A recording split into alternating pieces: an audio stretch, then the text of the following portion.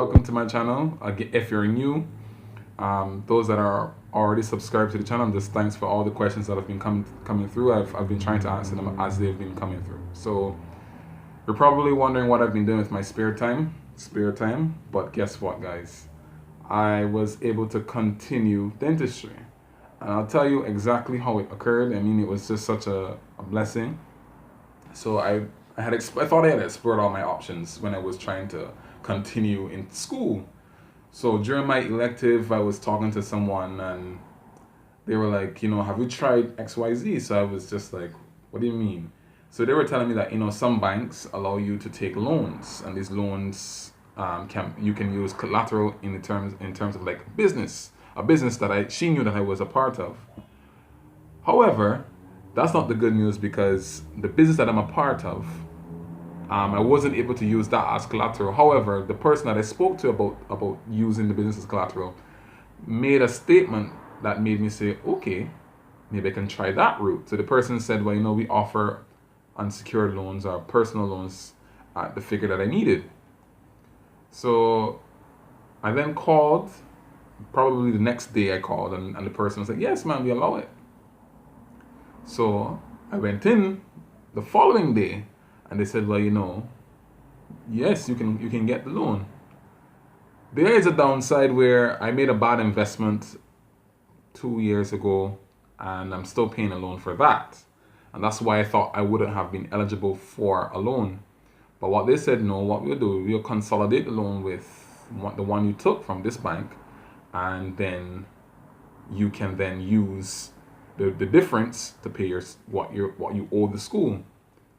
So that just set me on a path that I didn't even know I would be able to go down. So I got the loan, paid my balance, got to see my grades, and for the first time since I've been in school, the first time I got to see pretty much all of my grades.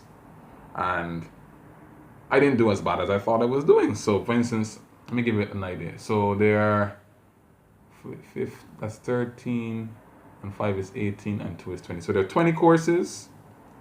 I got like 2 A's, 13 B's, and 5 C's. I'll take that. I mean, it's not the grades that I want, but I mean, I'm doing so many things, I'll take that. And some of the grades were really good, like B plus. Most of them were like B pluses and B's. There was no B minuses, and then the A's were A's. So like, I mean, I'm thankful.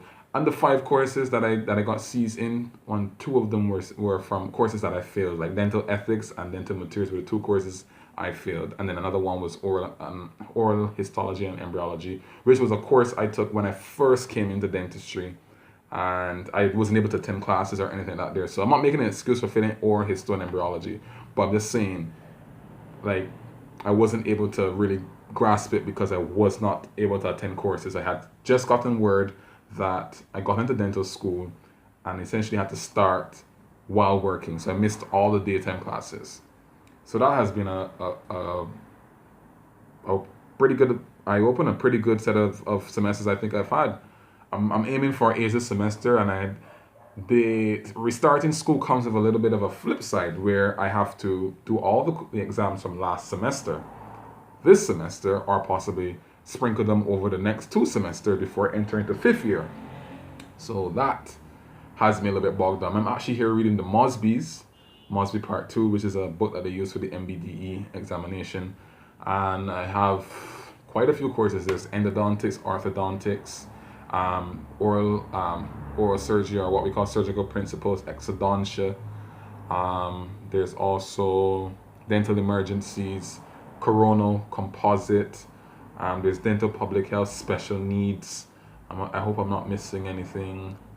Yeah, those are the main ones that come to mind at this present moment, and that has me a bit nervous because it's a lot of exams to cover, and it's a short space of time, because it would mean that I would be doing about 18 exams if I calculated it correctly, as opposed to the 8 that I was supposed to do this semester.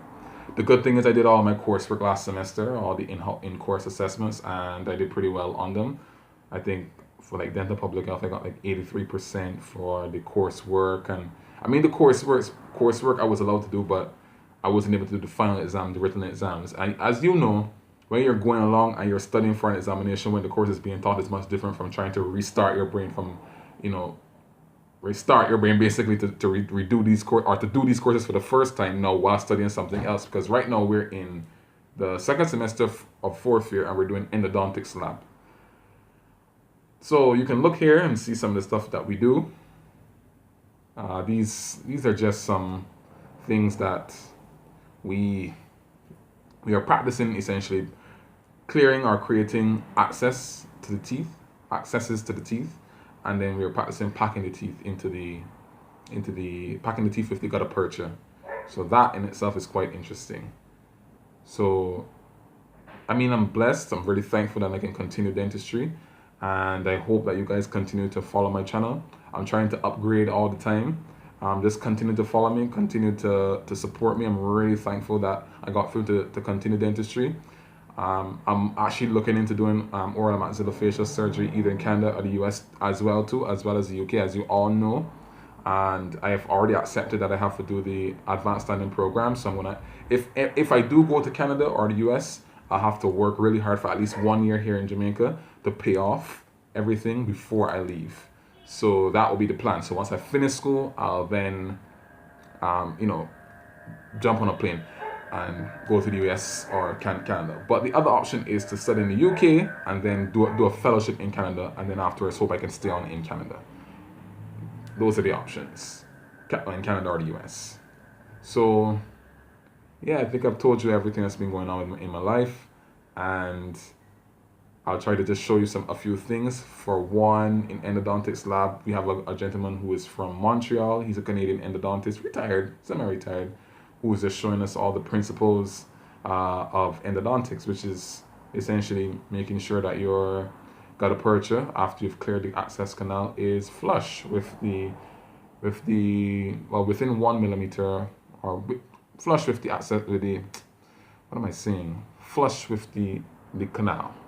So as you know, the purpose of a root canal treatment is to clear the infected pulp and to pack it so that bacteria and other insults don't enter the tooth and cause the tooth to literally go and become non-viable.